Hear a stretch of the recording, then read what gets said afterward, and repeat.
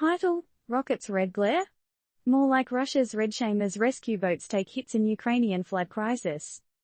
TLDR: Russia's penchant for playing battleships with real lives reaches a new low. 3 boats, packed with elderly folks seeking escape from catastrophic flooding in southern Ukraine, were targeted by Russian forces, ending up in an explosion of death and injury. Innocent people fishing for safety in a sea of disaster caught nothing but trouble. Article: In a world where disasters usually unite humanity, a shocking turn of events unfolded in the stricken lands of southern Ukraine, where a rescue mission transmogrified into a death ferry. The area was already buckling under catastrophic flooding along the Dnieper River after the destruction of the Novokhovka Dam. The blame game? It's all the rage, with both Kyiv and Moscow pointing the demolition finger at each other. But who's got the muddy boots ? In a turn of events that can only be described as an edgy plot twist in a dystopian novel, Russian forces apparently decided to do a live rendition of Battleships.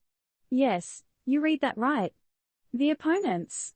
Not enemy warships, but 3 small boats carrying elderly residents to safety from the inundated areas.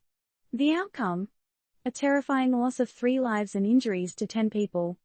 Could someone remind Russia this isn't a game? Now, let's take a moment here. If you were playing Battleship, wouldn't you expect your opponent to fire back? But in this tragic real-life rendition, the opponents were defenseless elderly residents simply seeking safety. Is it fair play when one side has battleships and the other has rubber dinghies? The shots were called out by Kherson region's Ukrainian appointed governor, Alexander Prokudin. His chilling description of the Russian forces' actions paints a picture that would make even George R.R. Martin cringe.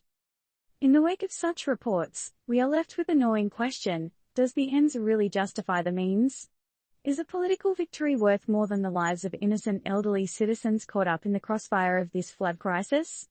These are the questions we need to be asking ourselves, the questions we need to be asking the world.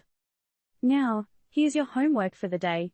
Ask yourself, what can we, as global citizens, do to ensure that the elderly and vulnerable are protected, and not used as pawns in political warfare? How can we hold the culprits accountable? And most importantly, how can we help the innocent lives caught up in the madness? Disclaimer: this article does not provide political advice. Its purpose is to inform and provoke thought. Engage with us in the comments below. What's your take on the story? Is there a justifiable reason for Russia's actions, or is it simply a horrifying manifestation of might over right? Let's get the conversation started.